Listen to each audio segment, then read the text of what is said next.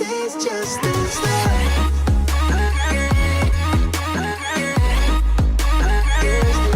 Hey y'all, thanks for stopping by the obviously authentic channel. My name's Leah, that's spelled L-E-A and not L-E-A-H. So we're gonna be talking about Real Housewives of New Jersey. Real Housewives of Beverly Hills, y'all. I was able to take notes, y'all. Y'all know this summer program has been tearing my behind up, but I've been able to take notes. So let's get into the show. So it opens up with Erica and her dramatic entrance. Like, sis, I was like, Erica, stop hamming it. Like ease up on the ham, ma'am. But I thought it was kind of messed up. So, okay, if you follow anybody on Twitter, I follow a couple of people on Twitter that are like really into Real Housewives, and I just think they're funny. But they also follow other pages that sometimes get like clips from other people of the that fell on the editing room floor. And basically there was a clip before Erica got to the house of Sutton talking about how her husband filed for divorce on her birthday, then came to her birthday party with a cake, and she didn't know. So I was just kind of like, why did y'all take that out? Because I thought that was kind of poignant to like the story that they were trying to tell this episode. Because you got Erica filing for divorce, and that's mainly what it was about. But then we also had Garcelle with the dating coach, and then this. Like, I think that could have been left in because it was kind of an interesting story. But Sutton's ex-husband is a dick. Because how you gonna file for divorce on that day? Granted, you can file for divorce whenever, but the fact that you came to to her birthday with a cake and she didn't even know you filed for divorce, that's wrong. That is wrong, and that's on a whole nother level of petty. Like, you could have just filed for divorce and not even showed up to the girl's birthday party. But the fact that you filed for divorce and brought a cake, that ain't right. That's not right. That is not right to me. So, like I said, Erica get there, she being extra, and basically at first it was awkward because no one wanted to outright ask her like, yo, so what's up with your divorce? But Erica basically let the cat out of the bag and said, she felt like Tom was pushing her away. She also felt like so her plan was like, she said, words out of her mouth was like, she was going to stay with Tom until he died. Then she also alluded that she was like they are going to be coming after me, but she didn't say who they is. But I think she might be talking about the people that are suing Tom in this legal battle and Tom's lawyers. Maybe she was talking about both of them, but I think more likely she was talking about the victims in the case. But yeah, so this is my thing. I don't really know if Erica really knew. I think she might have known a little bit. And when I say a little bit, if I had to put percentages on it, she might have knew like 30% of what was going on, and the other 70% Tom kept her in the dark about. Because yes, I think Erica might have knew something was up, but I think she probably thought he had money as well. Because if you know that if you don't know, Tom won the Aaron Brockovich case. And I remember somebody on Twitter, and they were having a full discussion and showing receipts and stuff in their thread and stuff, that he got like a good chunk of money. Like, I think they say he got well over like $60 million helping win that case. So I think she really thought he had money, and maybe he was just taking a little bit of money from the people that he won the case from. I don't think she knew that he was taking all of their money. At least I'm hoping she didn't know, but I do think she knew maybe a little bit, maybe like I said 30%, but I don't think she knew the full extent of what he was doing, because she's trying really hard to hold on to like her possessions and to paint herself as someone that is like a victim, but without like fully throwing Tom under the bus, in my opinion. So we see Dorit and Kyle. They kind of make amends. They say sorry about their little rift that they had last episode. And then Dorit brings up the Sutton versus Crystal issue. And my thing is, it's like, Dorit, why you bring that up? If Crystal and Sutton aren't saying nothing, then you need to be mute about it. But basically, Crystal told Dorit that she felt violated when Sutton came into her room. And she kind of made it seem like Sutton was like ogling her and looking at her. But then you have when she's talked to Kyle and they rolled the footage of what happened, that Sutton just walked in. She made a awkward comment like, I don't know what you're doing in here. And then she like dropped the coat and left. She wasn't in there for no more than probably like a minute. I don't even think it was that long, because she laughed, dropped the coat, and then she bounced out.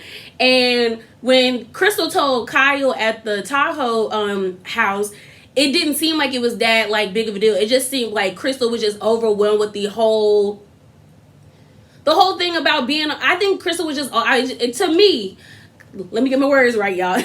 To me, it just seemed like Crystal was overwhelmed with everything going on. She was probably overwhelmed that she got into it with Sutton.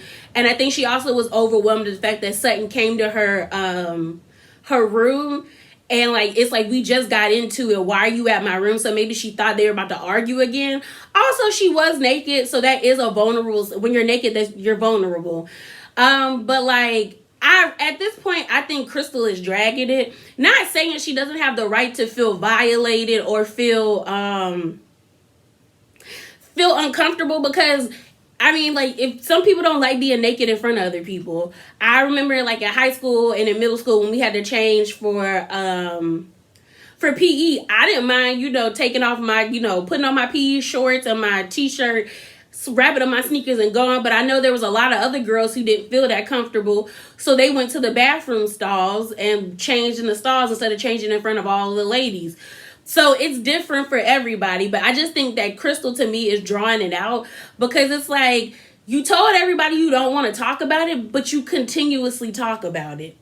So basically, the little event that Sutton had actually went well. Everybody enjoyed themselves. Then we see, who we gonna talk about? Garcelle's dating coach. So basically, Garcelle's trying to get into this dating game. I like the conversation that they had, because I am one of those people that, like, I expected, like, what I saw in movies to happen to me. Like, I'm in the grocery store, I'm down the dairy aisle, I don't know, give me some almond milk or something, and somebody just supposed to walk up to me and be like, hey, can I get your number? But then again, when I think about it realistically, when I go grocery shopping, my headphones are in and I'm either listening to music as I grocery shop, or I'm listening to a YouTube video, because I don't want no one to talk to me. So it's like, Leah, how could you want somebody but you're not gonna like be open to it? But I like how the dating coach was basically like, that's not how it is. Like, you have to actively search for someone and make sure you find the right person. And I was like, that's true. That's really true. And Garcelle opened up. I did write down, because the dating coach was like, tell me what's your perfect man. So she said she wants someone kind, loving, loyal, sweet, sexy, a caretaker, open to kids, fun-loving, smart, good at conversation, a good dancer, and generous with their time. So I thought it was like, I think those are good things to have. Garcelle is like almost, I think she's in her 50s or approaching 50. So I do think as you get older, what you value in a partner has to change with how old you are, because it has to be able to fit what you want in life at that stage. I do hope she does find someone. I'm one of those people that like, no, I don't think women need men. Like, you don't need to be partnered with anybody to feel whole or feel whole. Like, you should be whole before you get with someone. But I do think it's important, like, if you want to be with someone, that you find the right person. I don't think there's nothing wrong with someone wanting to have a life partner or a husband or a girlfriend or something, like, to me, people are not supposed to be isolated creatures. That's why when you put people in solitary confinement in prison, they go psycho, because people aren't supposed to be alone. Yes, you can want to be by yourself, but that is a choice. It's not like pressed upon you. So I think that if you want to have companionship, you should look for companionship, but you should also be whole while looking for companionship, because that whole thing that's like one half to each other, that's a crock-a-doo-doo, because that's when codependency and toxicity running all up through your life. So yeah, be whole before you get with somebody. 2 circles making another big circle. Think about that. So then we see Erica in her apartment. Side note, y'all, I took pictures and I'm going to feed it in there. Erica is trying too hard to look destitute, and I'm just like, girl, Miss Girardi. Like, she is trying too hard to look destitute.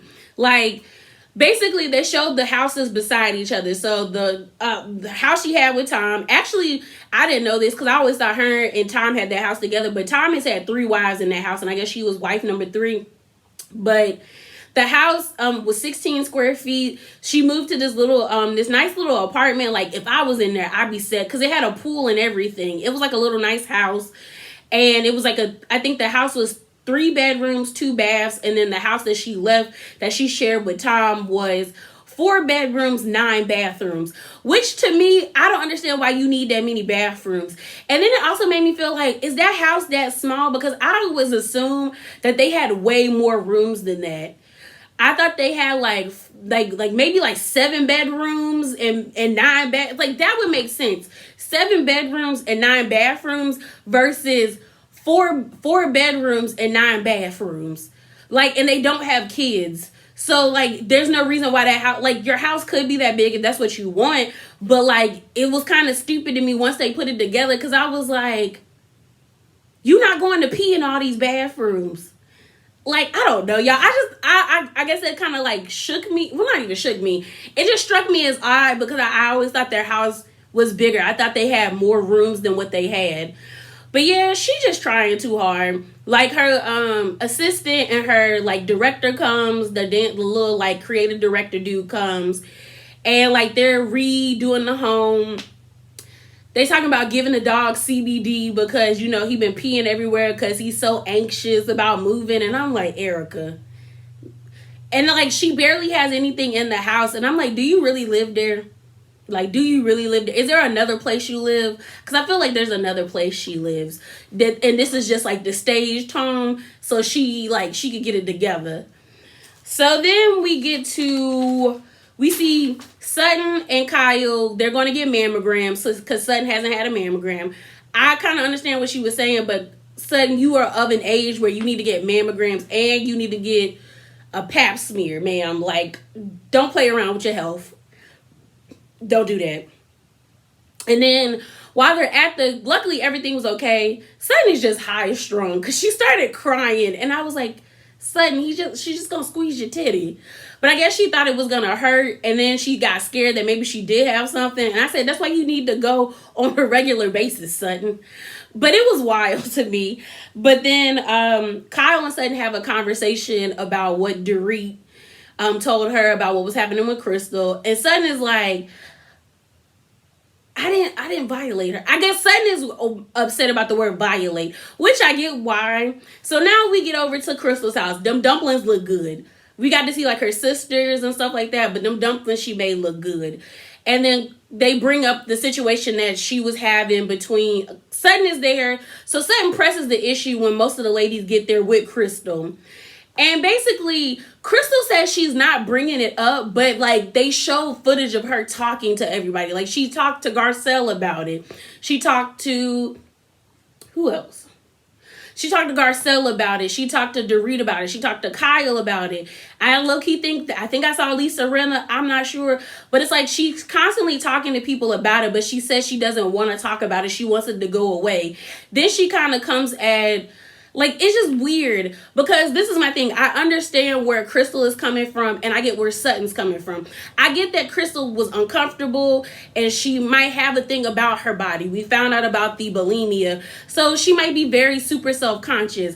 But to use the word violated, I think that is a very strong word to use, because when someone says violate, you automatically think about assaulting someone, either physically, mentally, or like sexually. So I think that's what Sutton has an issue with. Sutton on one hand, Sutton shouldn't have walked in the room until Crystal said come in. Even though y'all were at, like, a girl sleepover, and, like, me and my friends, girl, I'm gonna knock once and walk up in the room. But, like, those are my friends. Those are the people that I have created a relationship with. You hadn't created that with Crystal, so you shouldn't have just walked in. Honestly, if I was Sutton, I would have, like, knocked on the door and be like, hey, Crystal, it's Sutton. I got your jacket. Do you want me to leave it out here for you on the floor? Or do you want me to crack up? Like, you could crack open the door and I feed it through. and we keep it pushing. But Crystal to me is doing too much, and I really feel like she's kind of like coming at Sutton, because to me it's the optics. Don't get me wrong. Like I said, I live in the South. I know a racist white woman when I see one, and I don't think Sutton is racist. I do think Sutton does not understand like boundaries in some way, because the way she acts towards Crystal is a little off. But I do also feel like Crystal is just pressing the issue because she knows she can, because the optics of it works in her favor. And the same thing if Crystal was like a black person, it works in your favor because we know how Karens can be. We know how we have countless examples of white women overstepping their boundaries and putting people in danger because they were in danger, when it's like, no, you are the danger, ma'am. So I totally understand that part. But I do think Crystal is kind of like taking advantage of like her position and like being mean to Sutton. Because if you think about it, and maybe I'm just overthinking it, and y'all can drop in the comments and let me know if you're like, Leah, no, you overthinking it. But I honestly think it's because Crystal's husband is like a legend. The man directed Lion King. Lion King just turned 27 years old. They getting royalties every year. And I know with the new one with Beyonce on it, I know they got money. So I think it's like Crystal is kind of like throwing her weight around when it comes to Sutton. Because who is Sutton to the people out in California? She a nobody. Sutton would have did better if she was like on Southern Charm, or on Southern Charm, because she grew up in that area, so people would know who her ex-husband is. And because she's into doing parties and things of that nature, they would know like, oh, that's Sutton. Like, they would give her more like status. But here it's like, no, Crystal is the top dog and you just somebody right here. So I do think Crystal is throwing her weight around and kind of just being mean to Sutton because she knows she can, and because Sutton was acting wild and out of pocket during Lake Tahoe, that it buys more in Crystal's favor to constantly press the issue with Sutton. But I heard that they're actually cool now, so maybe we'll see them like mend fences. Hopefully they do, because I don't think Crystal is like bad. I actually, like I keep saying, I think she's great for the show, but I kind of want her to get off the whole Sutton thing, because she's dragging it and it's starting to become boring, because it's like she's not really engaging with you, so it kind of makes you look crazy. But yeah, y'all, that is it. That is all. Remember to be bravely authentic, and I'm out. Deuces.